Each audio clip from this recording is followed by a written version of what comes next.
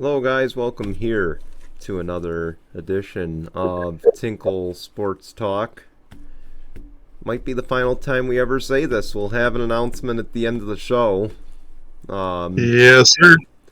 But yes, and not for the reason you may think. Before you get excited and throw a retirement party for us, think twice. Anyway, coming up, we're gonna do our Tinkle rundown. We also got some retirement news out of the NFL. This actually happened last Saturday, which was after we recorded, and now we can finally confirm it. And then, of course, we'll wrap up the show with our NFL honors predictions. But let's start off with the Tinkle rundown. I think you started last time? Oh, I don't can't know. even remember. I think so. I'll start it off then, I guess, is what we'll do. And then probably the last Tinkle rundown we're going to do, because next show will be a special. But hey, we'll get going here. Anyway, championship weekend. Let's face it, you want to hold Mahomes to a high standard. You want to hold Mahomes as one of the greatest in the game right now. Well, let's hold him to the fact that he just choked the AFC Championship away. He blew a 21-3 lead, costed his team a chance to move on to the Super Bowl in a game that everybody thought was a guaranteed lock that the Chiefs were going to win. I don't think there were many people that had the Bengals winning the game. I certainly didn't. Yeah, but, you know, he does deserve... Actually, let's be fair. He deserves 80% of the blame. The other 20% goes on the defense for not making the stops on Joe Burrow. You went up against a team with no offensive line, and somehow you let the guy beat you. That's unacceptable. Okay. I will say in the game that itself, Karma got the Chiefs because it only took 13 seconds for him to choke the freaking game away in overtime. But I'll digress. Can I point out Josh Allen tweeted pain when Cincinnati called heads, and then it was tails, and the Chiefs won the toss?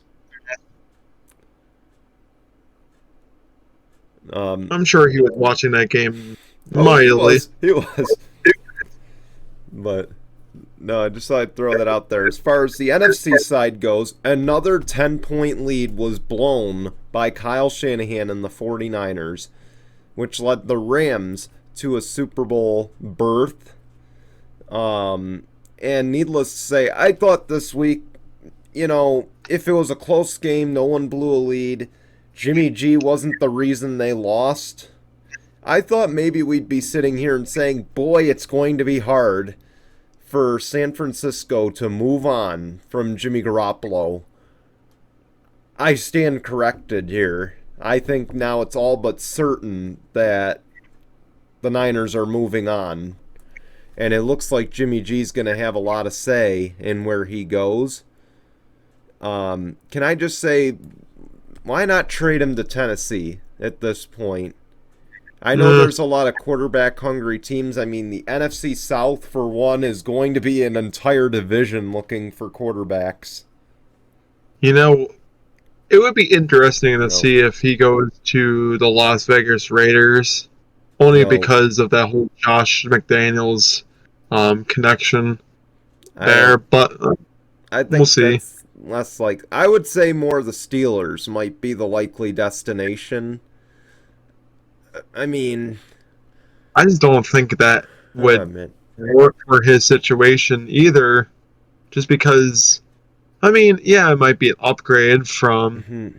actually, no, it would be a downgrade, if anything, because Steelers really don't have a great offense. Yeah, they had Juju, they had Chase Claypool, but if you look at what fans got, they got Elijah Mitchell, they have Deebo Samuel and George Kittle.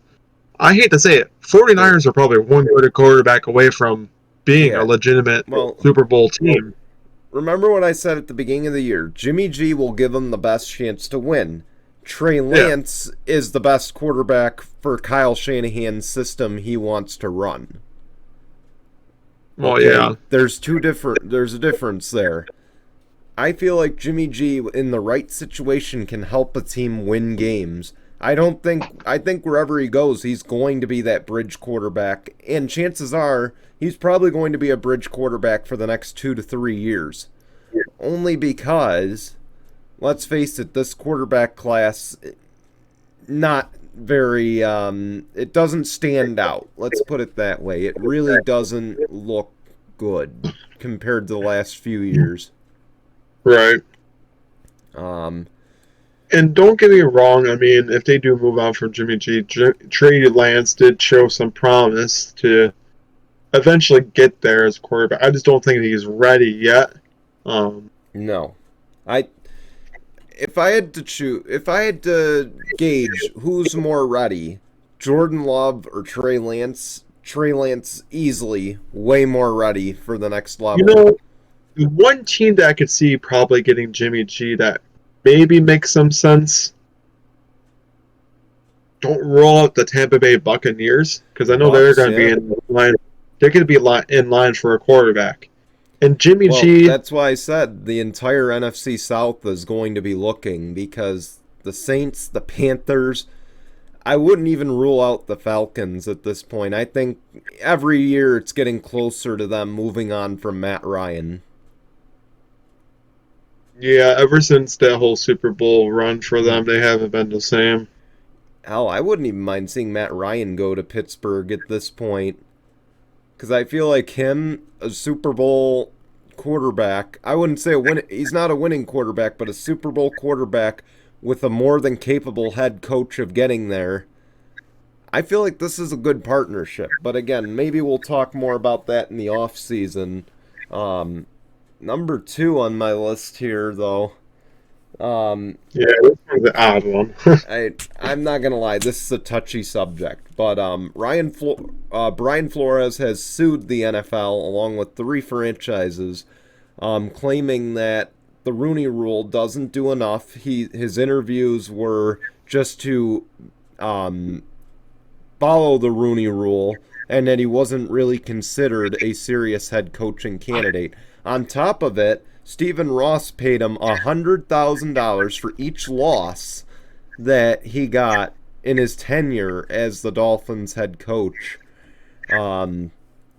I guess that brings up the question, though. The Rooney Rule, of course, you have to interview 2 minority coaching candidates for a head coaching position. Is that Rooney Rule enough?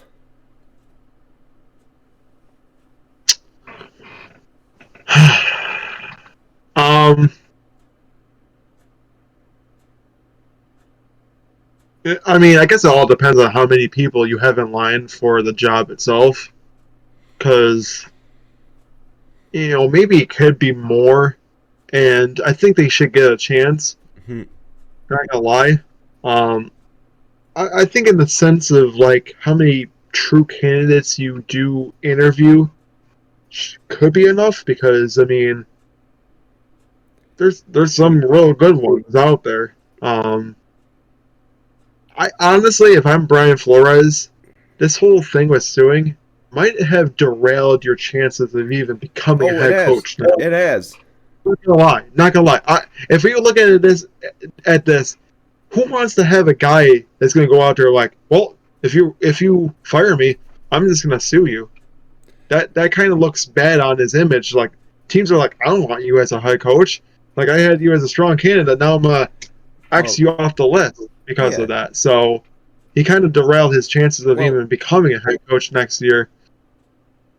One of my favorite shows recently has been On the Record with Bob Costas. If you haven't seen it, I advise you to go watch it. It's a really good show.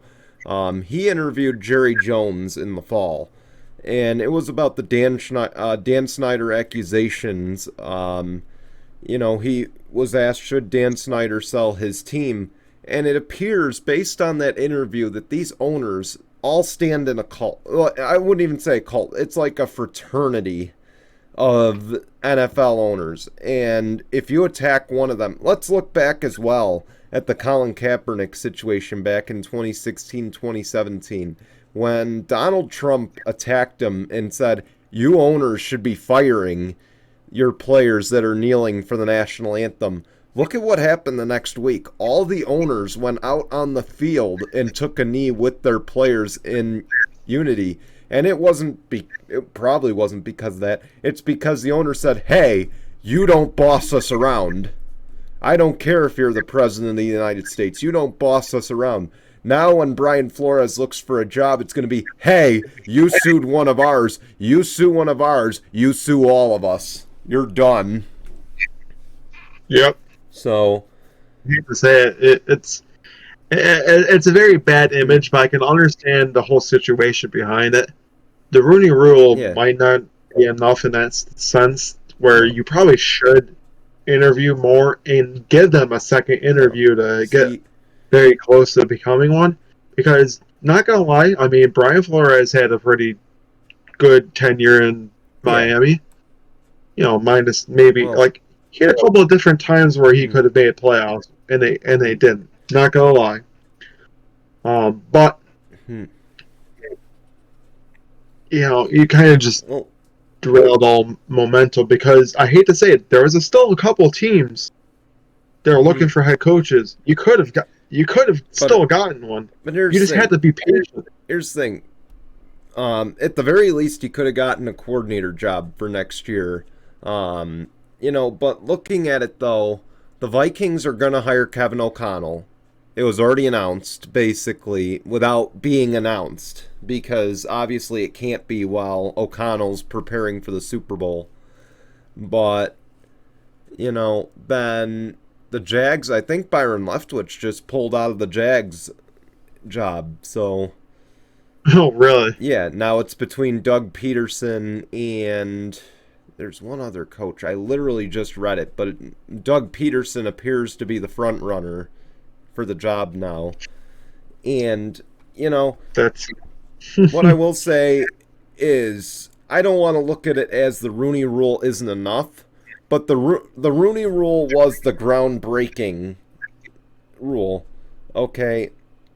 It laid the foundation.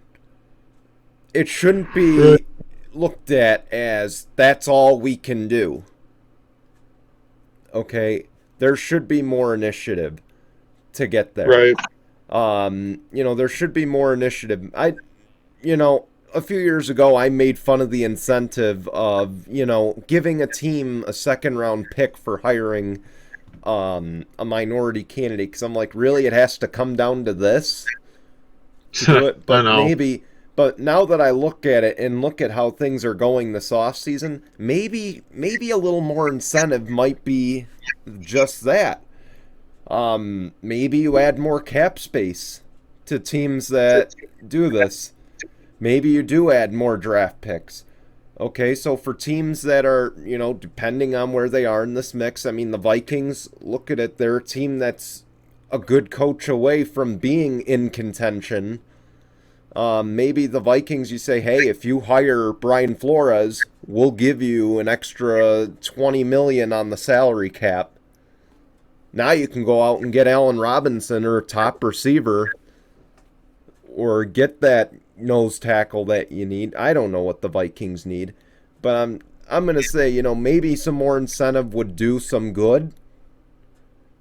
We'll of course see how this plays out with the lawsuit and everything in the coming weeks, but I hope that this leads to some serious change, because let's face it, football, and I didn't want to get on this touchy subject, but I feel like it needs to be said, football trails NASCAR at this point in terms of the diversity end of it. NASCAR's got female drivers. Daniel Suarez, Bubba Wallace has been in the news a lot recently, but he's there. Jesse Iwuji. By the way, Jesse Iwuji, a war veteran, so thank you, Jesse, for your service. You know, Natalie Decker, Haley Deegan. You know, they're making progress. Football should be making that progress. I won't even start on the NBA. The NBA has made incredible progress. And the fact that we almost had, oh my gosh, what's her name? The Spurs assistant that we've been. Oh, The fact that we almost had Becky Hammon as an NBA coach, and she may very well be in a few years. That speaks volumes. Well, I don't know about NBA, but I think she's like a WNBA. Yeah, she's gone to the WNBA. But I assure you, she'll be interviewed for NBA positions as well. And you know what, though? Football needs to find a way to get to that basketball level. That's what I want to say, is that football needs to get to that level that the NBA is at in terms of this situation. I know, I agree. They really do. So that's where I'll leave it off. One Chiefs coach got a promotion, but it wasn't the Chiefs coach that you thought would get the promotion. Mike Kafka, if you remember him, he was a longtime Eagles backup. He was named the offensive coordinator of the New York Giants, so now you can officially call him a traitor. But Mike Kafka is currently the Chiefs Mike Kafka is currently the Chiefs quarterback coach, and now he will take the reins as offensive coordinator with Brian Daboll on the New York Giants. It seems like the Giants are going all in on offense and trying to save Daniel Jones' career or move on from him. I don't know what their position is on this right now. I mean, they kind of have to. That offense is atrocious, so anything to work on that offense. And I mean, like we were talking about it, yeah, Brian Daboll is going to probably do a very good job at reworking the offense. Look at what he did in Buffalo. Having Joe Schoen coming as a GM, with the Buffalo ties, being behind, Yeah, Joe Schoen, great addition. Brian Daboll, great addition. I want to see, though, what they do with this offensive line, because for the last 10 years, and I'm not even exaggerating, after the Super Bowl year, for about the last 9 to 10, the Giants' offensive line has been one of the worst in the league. So now what are they going to do to fix that? I think that's priority one, if you're Brian Daboll, is you got to get an offensive line to protect your quarterback and see if maybe Daniel Jones can have that Josh Allen breakout. And I mean, I think he's sort of almost there, but needs to progress a little bit more. Yeah. And can I just say, why do Bills fans take offense to the fact that Brian Daboll said in his introductory press conference there that it took a village to progress Josh Allen? Okay. I don't know why you guys take offense to that. Look at Josh Allen's first 3 years. They were not very impressive. Okay. They were about bottom of the road. So I say maybe the first 2 years. Yeah, the first 2 years were really not that great. So I'm just shaking my head. I don't know how Bills fans could take offense to that, because it's true. It did take a village to get Josh Allen to where he is. Okay. He wasn't. Bills fans take offense to a lot. I don't know. Yeah, and I'm telling you, it's going to take more than a village to save Daniel Jones. They're right about that. But anyway, that's all I got. I went on well long enough. You can take it away now, Jason. All right. So my first official takeaway is, well, to really no big surprise, Ken Dorsey, who is, has those ties with Sean McDermott in his time in Carolina, was the offensive coordinator from 2013 to 2017. During that span, of course, everybody knows about the 2015 Super Bowl where the Carolina Panthers, with Cam Newton had his MVP year, took them to the Super Bowl and lost to the Bengals, or not the Bengals, lost to the Broncos in the Super Bowl. But if there's any speculation, hopefully Ken Dorsey can have the same kind of success as offensive coordinator in Buffalo. I mean, Josh Allen, has been having an amazing turnaround. Look what Cam Newton did. In his first few years wasn't all that great, and then had that big old breakout MVP-like season. Can Dorsey do the same thing with Josh Allen? Can Dorsey progress Josh Allen to have an MVP season that can lead the Bills to finally getting into the Super Bowl? For right now, I'm not too sure. Of course, it would be nice to see it, but he was also in line to become the offensive coordinator for the Giants, which he ultimately did not take over. So the real question is, was it a good move to stay with the Bills, or would it have been better for him to go to the Giants to become their offensive coordinator? To be honest, both teams made out well.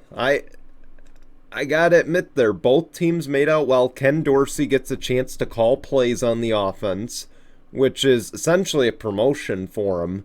He gets to keep seeing Josh Allen's progress, and he might even be on the coaching ballot in a year or two. Yeah, I think so too. The thing about Ken Dorsey too is, I guess he wasn't just a quarterback's coach. He was like the passing game coordinator or something like that too. So he was already in line with knowing how the offense works. Why this makes the most sense for the Bills. Exactly. He already knows the offense that works. And now that he's promoted, he's going to keep on using that same offense that's working. And that's what's going to help Josh Allen progress into even more of a megastar. So this makes all the most sense. This is going to help Josh Allen even more because it's an offense that he already knows very well. He's been in it for 4 years. He's going to head into his 5th year, still under that rookie deal before the new 6-year deal, goes in place. Yeah. So I just think that it makes the most sense, and I think this is the right move to help Buffalo still get over that edge into next year. Exactly. So I like that. And you know what? Interesting. Oh, okay, go ahead. Sorry. I was just going to say, like I said, it worked out on both sides. Mike Kafka worked with Patrick Mahomes, and now he's going to get to work with Daniel Jones. And on top of it, he's going to get to kind of learn Brian Dable's style, so now he gets to learn from both ends of the divisional game, in a way. And Mike Kafka could be on that coaching belt too, but now Ken Dorsey, I imagine maybe next year, or maybe next offseason, maybe the offseason after that, he will be in the coaching candidate, loop right there. So, ultimately, it worked out at the end of the day because Kafka, let's assume that Eric Bieniemy did take a job. We all know Mike Kafka was going to get promoted to offensive coordinator of the Chiefs, and he's been kind of just sitting and waiting for the last few years. Now he goes to a team where he can showcase what he can do as an offensive coordinator. Yeah. So, again, worked out perfectly. No, that it did work out perfectly for the Giants because who's to say if this somehow works, you got to give all the credit to Joe Schoen for putting together the right pieces in mind. But here's the thing. Compared to Buffalo, it isn't a put up or shut up thing for Josh Allen. For Daniel Jones, he now has a coach that has worked with Josh Allen and a coach that won a Super Bowl with Patrick Mahomes. Now it's put up or shut up for Daniel Jones in his career. I know, because if this season is make it or break it for him. If he can't make it, he's gonna be gone. I hate to say it. Moving forward, an interesting move that I really didn't see coming at all. Josh McDaniels is now the new head coach of the Raiders in a new era, but the real question is I don't know how true this is, but apparently how he aced the interview, which I've been seeing all around Facebook from CBS Sports, is that he said that the game against the tuck rule game between the Patriots and the Raiders back in the early 2000s. Oh boy, do I have a feeling I know where this is going.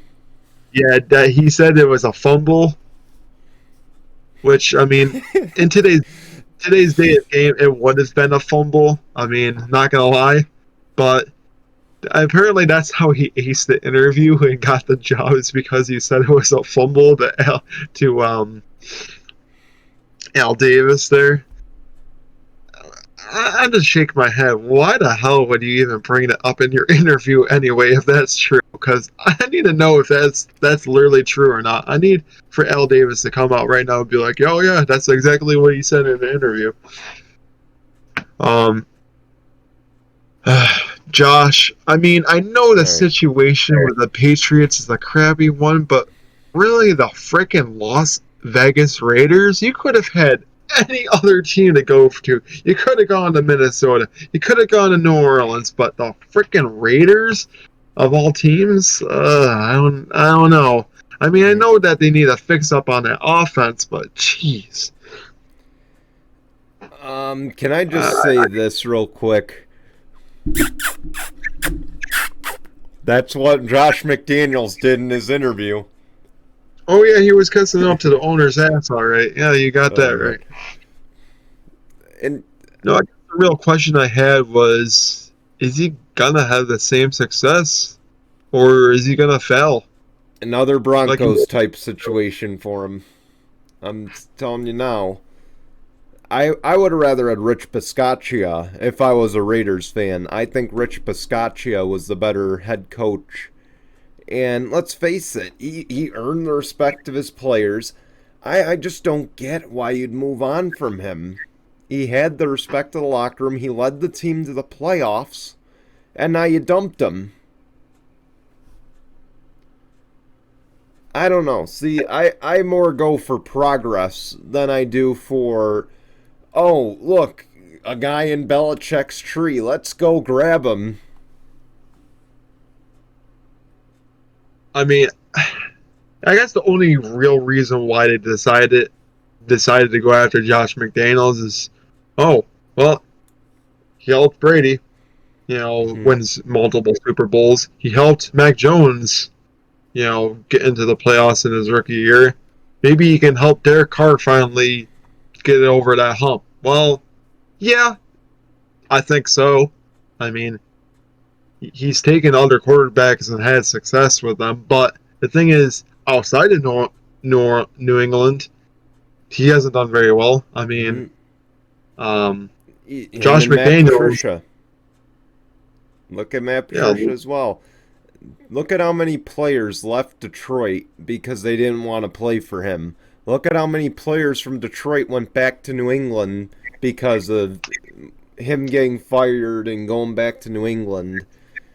I'm telling you, no one wants to play for Matt Patricia. What makes you think that someone's going to want to play for Josh McDaniels? He better come in and not try to be Matt Patricia or Bill Belichick to an extreme, because he's not going to get people to Vegas by acting that way. Oh, I know. So I'm going to go into my last point. A little change of scenery. I know we talk a lot of football in this talk. We will be the next 2 weeks, so. Yeah, I know. So a little bit of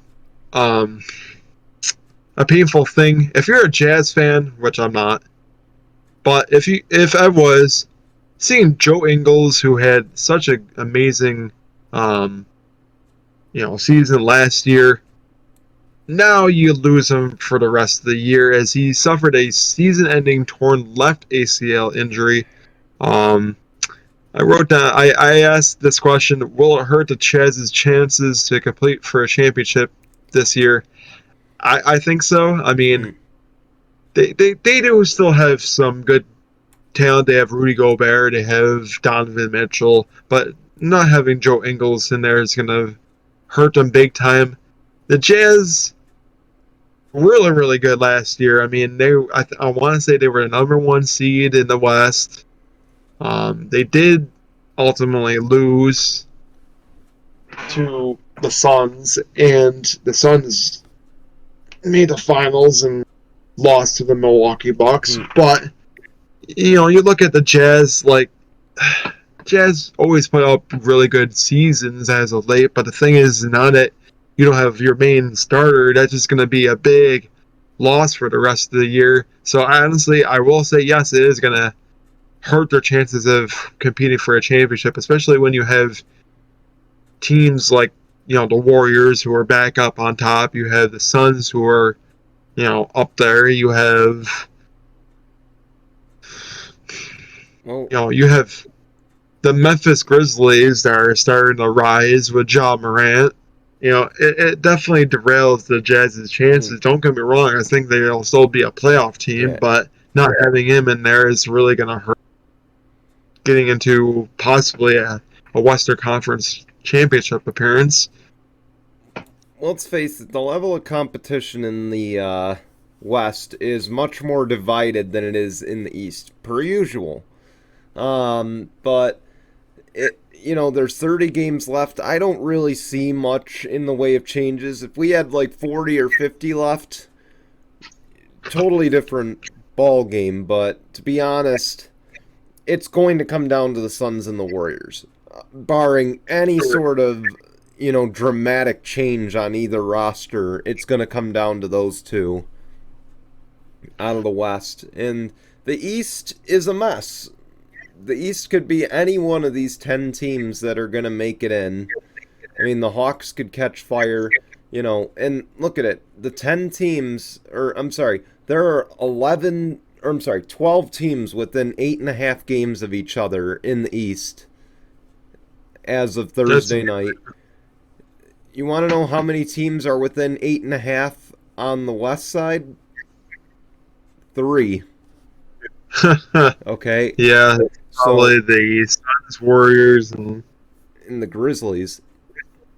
So, I'm telling you, I don't foresee. I didn't have the Jazz anywhere near that level in terms of championship. So, I don't think it helps or hurts them because they really didn't stand a chance against Golden State or Phoenix in that situation.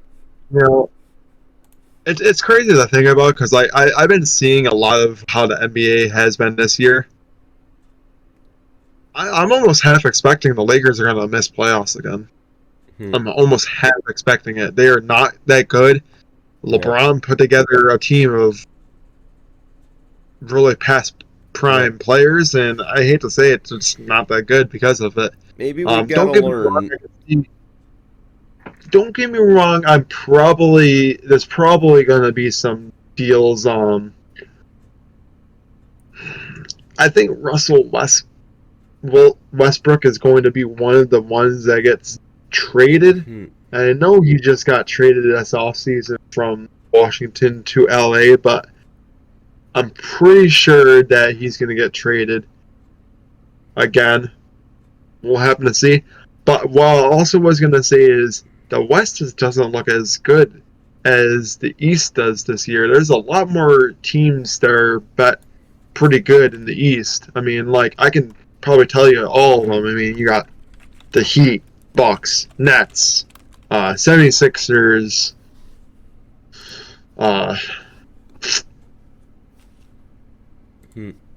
Bulls, like that's right. That right there is 6 teams. The West literally is between the Suns, the Warriors, and maybe the Memphis Grizzlies. That's about it. All of the other ones are like, they're kind of hit and miss this year. Yeah, they're in a playoff run, but just like the West.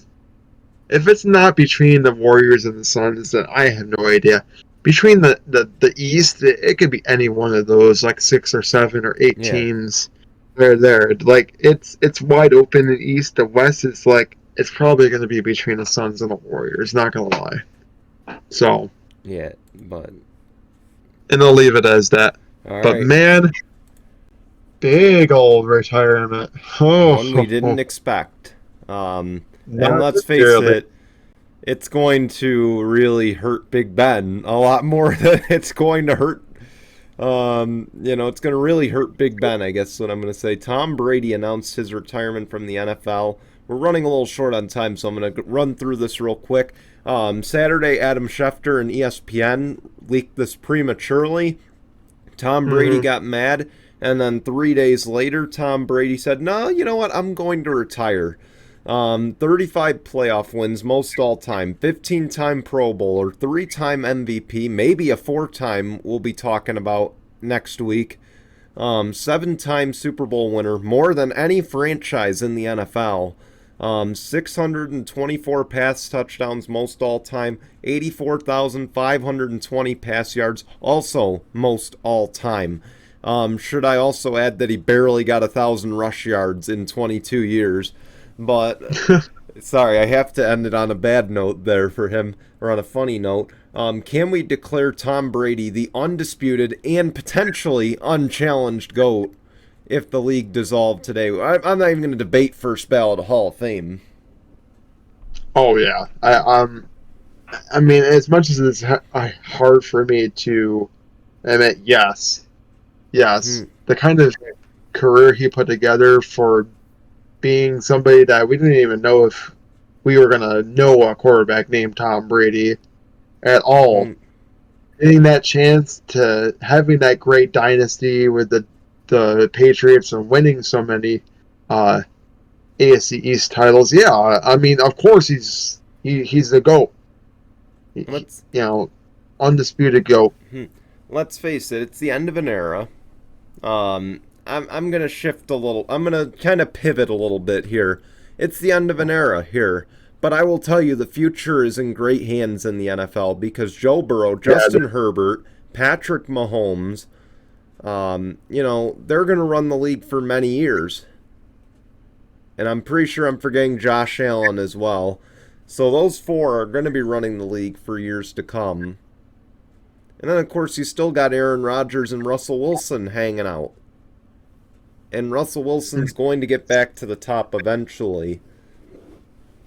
But what I will say is his numbers, I know we talk all the time about how science has changed for athletes and it's benefited athletes and they can play longer into their careers.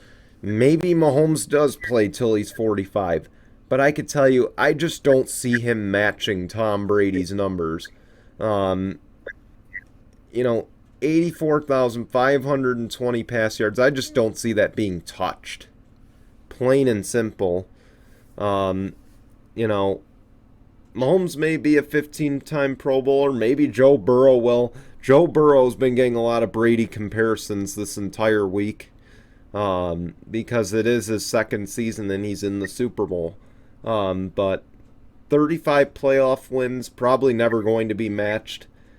I just don't see that happening. So, it's tough to say. But one thing I will say is I liked what Stephen A. Smith said after the announcement. I just happened to flip on ESPN and I heard,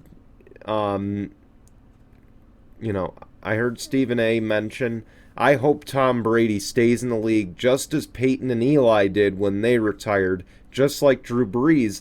And I'm also adding a little bit to what he said, just like Drew Brees has stayed in the league as well. I hope Tom Brady stays as a voice for the game, is what Stephen A. Smith basically said. And as much as I don't like Brady and you don't like Brady, I sure hope that's the case. Because his presence in football is going to, it's going to help the game going forward.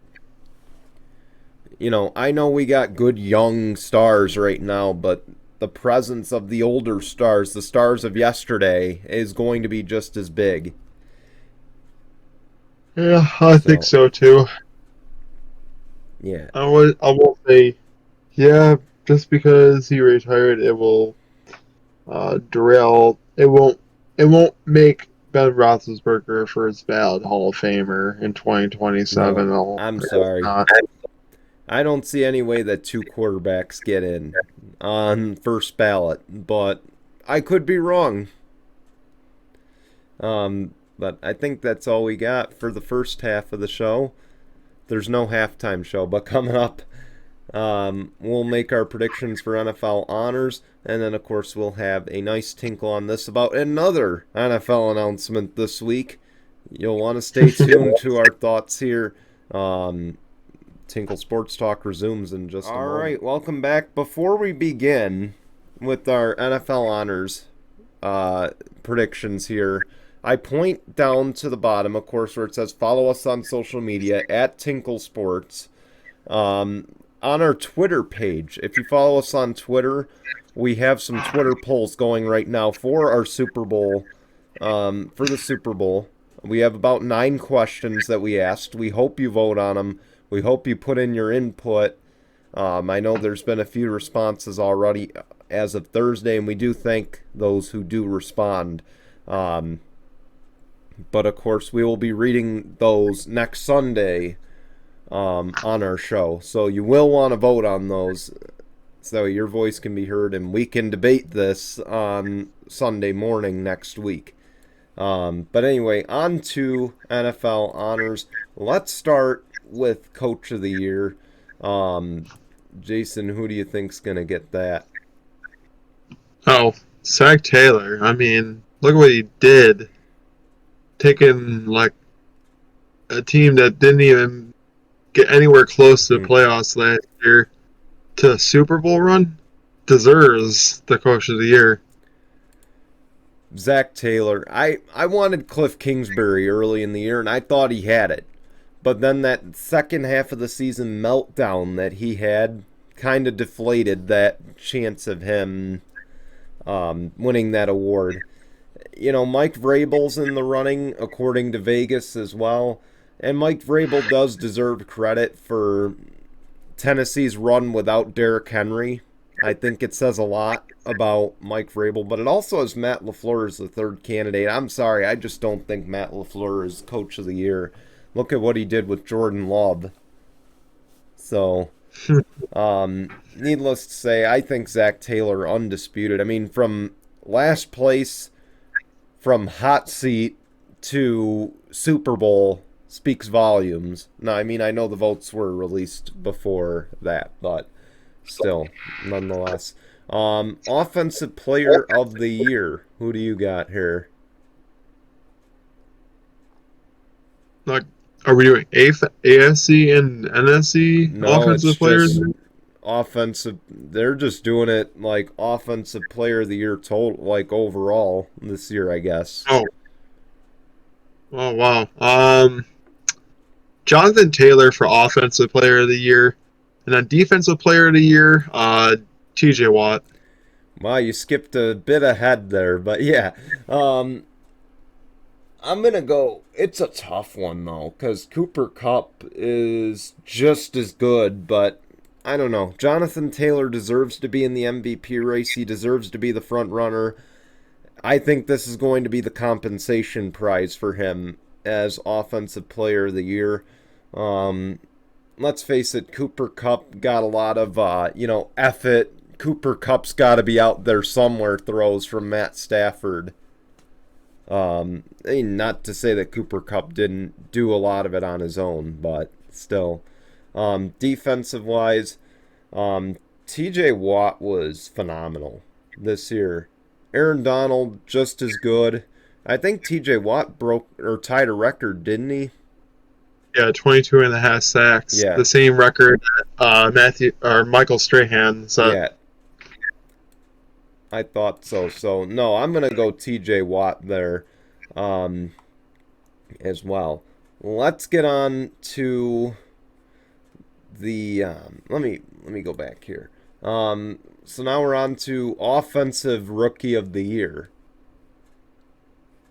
Oh, Offensive Rookie of the Year? Yeah. I'm going to say Jamar Chase. Yeah, I'll agree there as well. I mean, let's face it, Jamar Chase, we didn't expect this because either him or Mac Jones. It's tough to tell, but I'm probably going to go with. Are you reading the same article I'm reading? Because these two are the top in the Vegas odds. No, I'm just going off of how good they were this year. Let's face it. I'm going to agree with you though. Here's the thing. I do like what Devontae Smith did, but he's not going to win it. I don't know. Jamar Chase, I had my suspicions about him early because if you saw the preseason games, he was dropping passes left and right. I'm like, oh boy, this is a bust. But no, Jamar Chase is coming to his own the whole season. So Jamar Chase. As far as the defensive side, though, who are you gonna take here? Micah Parsons. Yeah, I don't think that's a debate at this point. I think ultimately we're on the same page with a lot of these awards. He had like the most sacks of a rookie defensive or linebacker. Should we point out at the Pro Bowl that he won the fastest man challenge? Yeah, I know. Crazy to think about. Wasn't Tyreek Hill in that? I think so, yeah. If he just beat Tyreek Hill, I'm sorry, he deserves an award just on that. Why didn't Schefter race Tyreek Hill yet is what I want to know. I have no idea. All right. Probably too. He's going to get blown out of the water. Yeah. But here's one I think we might not be on the same page about necessarily. NFL Comeback Player of the Year. Joe Burrow. Wow. I thought we'd be... Here's the thing. Actually, you know what? I'm going to say this. I want it to be Joe Burrow, but let's face it, there really wasn't much to come back from. I mean, it was his rookie year. I mean, I understand. I mean, he was doing really good in his rookie year, too, before he did get hurt, but I can't remember. I don't know. I'm going to lean toward Dak. Okay. I'm going to say Nick Bosa. Nick Bosa was hurt last year, too. Yeah. For like really most of the season. So, I'm going to change my mind. I'm going to say Nick Bosa is going to be the comeback. Dark horse. All right. I'm going to lean toward Dak, honestly. I think Dak's injury was pretty serious. Pretty serious, pretty not. But honestly, media's been saying all year Dak's got this locked up. I believe it's the media that votes on these awards. The Associated Press gives out these awards, so I'm going to go toward Dak Prescott. And rightfully so. But, any one of these three deserve it. I believe Carson Wentz is also on there. But all right. Last big award, NFL MVP. Oh.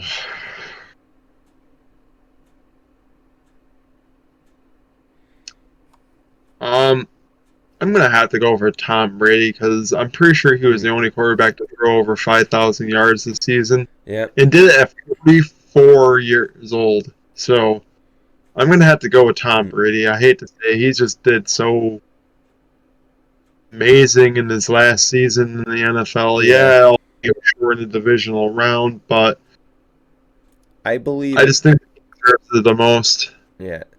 I believe it should be Tom Brady. But what better way to end your career than winning the league MVP? I mean, that just... I hate, and I said this last year when we talked the awards, I'm going to say it again. I hate that it's become a quarterback award, essentially. Well, have I? Because otherwise, I would say Jonathan Taylor deserves it. Okay? Either Jonathan Taylor or Cooper Kupp, honestly. I mean... Yeah, but I would lean more toward Jonathan Taylor. I mean, 2000, what he did is so difficult to do in a pass-heavy league now. And let's face it, he was very instrumental in their comeback to near making the playoffs. Okay, Carson Wentz didn't have as much to do with that as Jonathan Taylor did. Um, Joe Burrow's third on the Vegas odds. I don't think Joe Burrow was anywhere near MVP. I think ultimately, though, Tom Brady's going to win it. I, you know, I think it's hard to argue for Rodgers to win it twice in a row. You know, you all know my opinions on Patrick Mahomes and the inherited offense. And then Josh Allen, Josh Allen was not better, but he wasn't worse. It was kind of a mirror season for him. But, if you look at the numbers, obviously it was a very slight regression, if anything. But yeah, I think he had like over 4,000 yards and like yeah, I think 33 touchdowns or something like that. So I think it was only a very slight regression, but I don't know. Tom Brady's got to win it. It's his final year. Come on. All right. Let's get on to Tinkle on this. So Groundhog Day, it was announced that there's 6 more weeks at least of Dan Snyder. No, I'm just kidding. Maybe longer. God help us all. But the Washington football team is no longer the Washington football team. They have changed their name. They are now the Washington Commanders. And can I just say, how the hell are you supposed to chant? What is it? Let's go Commanders? I've already seen Let's Go Commies. I've already seen Let's Go, Let's Go Commando as another cheer. Come on. How exactly are you supposed to cheer for that? You can't shorten that name. What are you going to do? Here we go, DC. Here we go. Is that what you're going to do? Let's go. Here we go, Washington. Here we go. Yeah. I don't know. I will say, yeah, I have no idea what they're going to chant. Do with that, chant for that name. I mean, they could just say DC, I guess. I mean, even though technically the stadium is not even close to. Yeah, it's in Maryland. I mean, it's in Maryland. I mean, it's. I don't know. Rough, I guess. I don't know, but it's a rough name. The one thing that wasn't rough is the jerseys. I don't know if you saw those, but yeah, I did. They look nice. I'm glad they stuck with the red and the gold, and you know what, the black and the gold. I know you mentioned it. That's one of your favorites, right? Yeah, the black jerseys with the black helmets. That looks nice. It's also noted, if anybody didn't know on this show, for anybody that is listening and watching, next year will be the first year that teams can actually wear alternate helmets for the first time in a long time. So Washington chose to actually wear alternate helmets with their alternate jerseys. I kind of like it. It looks nice because then they can wear all black. So you're going to see teams, other teams going that route. But as far as the Washington football team, yes, that is the only thing that they probably didn't watch. The name, a little debatable, but it makes the most sense better because DC's got that rich history, culture, and that's probably why they went with the Commanders. Yeah, but either way, Dan Snyder, Tinkle on this. I'm sorry, you botched the name. I mean, it was a good effort. I think Red Tails would have been nice. I forget what the other one was. There were a few of them, but Breaking news, by the way. So the Jaguars have now named their head coach. This again, we're recording Thursday night. Former Eagles head coach Doug Peterson will take over the reins as head coach of the Jacksonville Jaguars. So before we go and before we get on to our programming notes, Jason, what are your thoughts here on Doug Peterson being named head coach? I guess the real big question is how much involvement did Trevor Lawrence have in that signing? One and two. Um, cool. Yeah, he won a Super Bowl, but the thing is can he really progress Trevor Lawrence to being a quarterback like, Carson Wentz or Nick Foles? I have no idea. Probably not.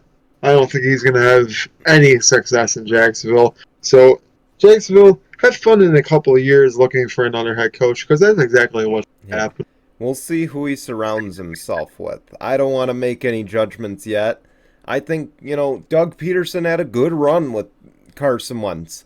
But Carson Wentz's career derailed just like RG3's with all the injuries. And I just hope to not see that with Trevor Lawrence. Of course, they'll be getting Etienne back next season. They've got a good running back committee. They got things to build on that offensive side. It's all about putting together the defense, though, and putting the whole picture together. And I just hope that Doug Peterson can do that. I don't hold high hopes on it, but at the very least, they should be middle of the road with him. As opposed to battling for the first pick every single year and getting the first pick every single year. So we'll leave it at that. I figured I'd bring that up so we don't have to mention it next week, because next week we talk about teams that don't battle for the first overall pick. Next Sunday is our Super Bowl 56 special here on Tinkle Sports. It'll be at 9 a.m. Eastern, YouTube, Spotify, Apple Podcasts, Google Podcasts. On top of it, we will also be on Facebook Watch on Sunday because it is a special. Video-wise, we will be simulcasting on Facebook and YouTube. Of course, Facebook, it is 9 a.m., but it will be 9:02 Eastern because of the YouTube premiere countdown. So we hope you will tune in for that. Unlike last year, though, Jason and I will be at a Super Bowl party, and it's going to be late. We don't want to be live streaming this year that late, so we will not be doing a live post game like we did last year. Instead, what we will be doing is recapping it at the beginning of our show next week, the following week, which would be February 20th. So we will recap it there. That show will not be on Facebook Watch, though, so the Facebook viewers will have to come over to YouTube to watch that show. Other big announcement. We've done a little bit of thinking, and I feel like this name, Tinkle Sports Talk, is just a tad too generic. Won't you agree here? Wouldn't you agree? Yeah, I think it's a little too generic in a way. I mean, in some sort of a way. I mean, we've been doing it for there's a lot of 50 episodes. Yeah, there's a lot of shows that are named Sports Talk that I've seen float around Twitter, float around on audio platforms. Instead, starting next week, our show will be renamed. It's going to be called Sunday Morning Tinkle. So we do have a new logo. We will show you next week on our Super Bowl show. It will also be on our social media this week. We will be redoing a lot of graphics around here. Basically, starting Tuesday with Out of Turn 4, you're going to be seeing new graphics on your screen for the video viewers. I feel like it's important to brand around each show. as opposed to one single identity like we've been doing for the last year or so here Right. at Tinkle Sports. But honestly, I'm looking forward to the name change. I feel like it's more true to the channel, and I feel like it's not as generic as Tinkle Sports Talk up there. So, we look forward to that next chapter. Jason, what's coming up this week on No Final Bell? Oh, this week, probably going to be recapping. Well, this past episode, we were recapping the men's and women's Royal Rumble matches and just AEW talk. We didn't get any NWA or Impact, but next episode, we will probably get back into the normal grind of things: NWA, Impact, AEW, Dynamite, and Rampage. Um, don't want to not watch it, as the show will be, mostly AEW will be in Chicago, Illinois. High speculation, if you're a wrestling fan, I think that CM Punk is finally going to get his first loss in AEW to MJF, but you'll have to watch No Final Bell for our reactions to that, if it happens or not. But so far, 2022 has been the year of returns and debuts, so definitely don't be shocked if there's any kind of return or debut or changes in the coming year. But so far, wrestling is on a high note in 2022, so hopefully they just increase more and more. So It looks please like it's definitely growing. watch it. So it will be, well, this past episode, it was an hour later, but it's typically always on Wednesdays. So definitely try to check it out if you can. As far as other shows here on Tinkle Sports and Entertainment. And also look forward to the new graphics too. Yeah. So I showed Jason already. It's a little less space absorbing, I guess is the way to put it. But yeah, that's all new. YouTube, 5 p.m. Eastern, more than likely. So be sure to tune in on Tinkle Sports and Entertainment. Coming up on Out of Turn 4 this week, whether you're a racing fan or not, this might be fun to watch. Of course, later today will be the Clash at the Coliseum. NASCAR will be racing on a quarter-mile oval in the LA Coliseum. And that's all taking place on Fox. I believe coverage starts at 2 p.m. with the qualifying races. Should be a blast. We will be recapping that. Of course, we will also be gearing up for the 500, talking all the off-season changes that I meant to talk about last week, but I had to record an episode and get it out. So I didn't get a chance to go in-depth on all that. We will do that. I'll break down what I think of the off-season changes, some of the sponsorship changes. There's still a lot of off-season news that has not been leaked yet. And I'm telling you, this next week, let alone between when we recorded and when you're watching us now, probably a lot more news broke. So be sure to tune in. Out of Turn 4.